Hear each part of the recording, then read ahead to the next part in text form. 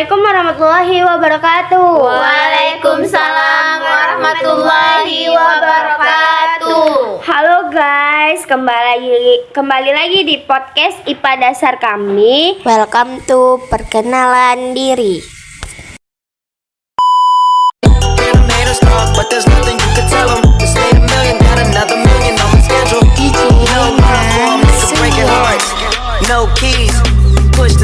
Halo guys, saya Salsabila Jihananda. Halo guys, saya Siti Kalimat Zahra. Halo guys, saya Rizky Syaputri. Halo guys, nama saya Intan. Kami akan membahas keanekaragaman hayati yang ada di Pulau Jawa. Mungkin kita seringkali mendengar, akan tetapi tidak mengerti apa maksudnya. Keanekaragaman hayati ini sangat diperlukan untuk kelestarian hidup organisme yang ada di bumi. Walaupun pada kenyataannya kuantitas dan kualitas keanekaragaman hayati pada suatu wilayah bisa menurun atau bahkan dapat menghilang begitu saja.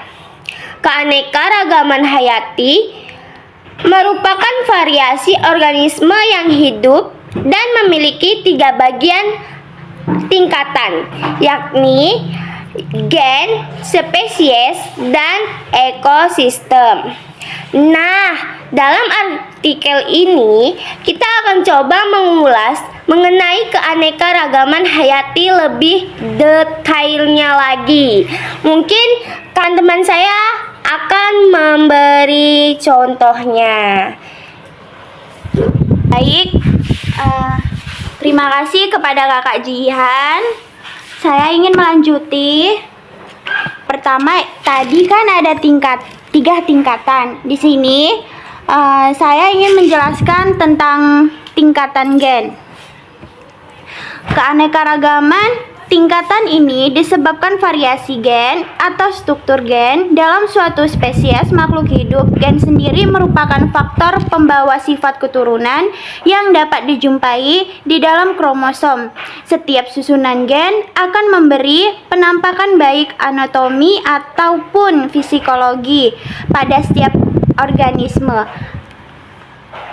Keanekaragaman ini cukup mudah dikenali dengan ciri-ciri yang memiliki variasi nama ilmiah yang sama, seperti perbedaan morfologi yang tidak terlalu mencolok. Biasanya keanekaragaman hayati tingkatan gen disebut sebagai varietas. Contoh keanekaragaman hayati tingkat gen pada tumbuhan. Yang pertama padi, yang kedua mangga, yang ketiga durian. Contoh keanekaragaman hayati tingkat gen pada hewan. Yang pertama anjing, yang kedua kucing, yang ketiga sapi. Baik, selanjutnya akan dilanjutkan oleh teman saya. Baiklah, saya akan melanjutkan penjelasan dari teman saya tadi. Yang kedua itu tingkat spesies.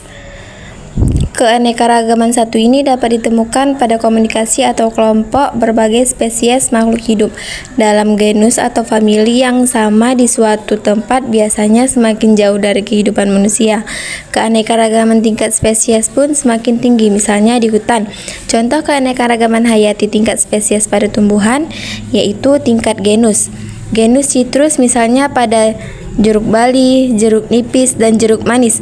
Yang kedua tingkat famili, dibagi menjadi famili pada padi, jagung, dan alang-alang. Selanjutnya contoh keanekaragaman hayati tingkat spesies pada hewan. Tingkat genus dibagi menjadi genus Felis dan genus Bos. Genus Felis diantaranya kucing rumahan dan kucing hutan. Sementara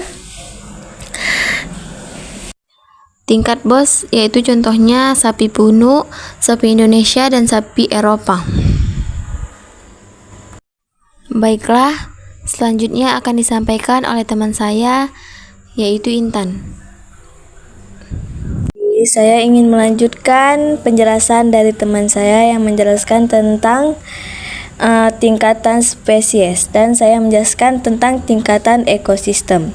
Keanekaragaman ini terjadi akibat perbedaan letak geografi yang menyebabkan perbedaan iklim dan berpengaruh pada perbedaan suhu, curah hujan, intensitas cahaya matahari, dan lamanya penyinaran matahari.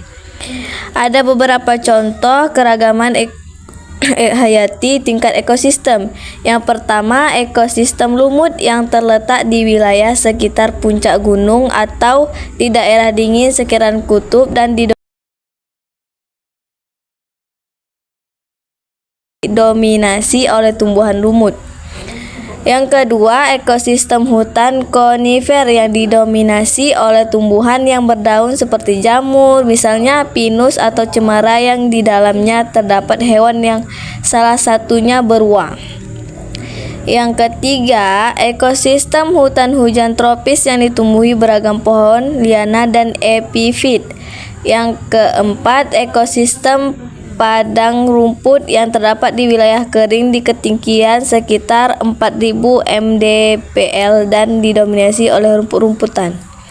Yang kelima, ekosistem gurun yang memiliki perbedaan suhu mencolok antara siang dan malam, angin kencang, iklim panas, dan hujan yang sangat sedikit, serta didominasi oleh kelompok tumbuhan keorafit seperti kaktus.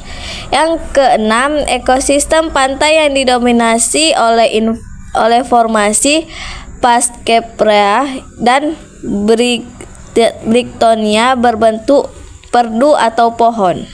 Cukup sekian dari saya. Terima kasih.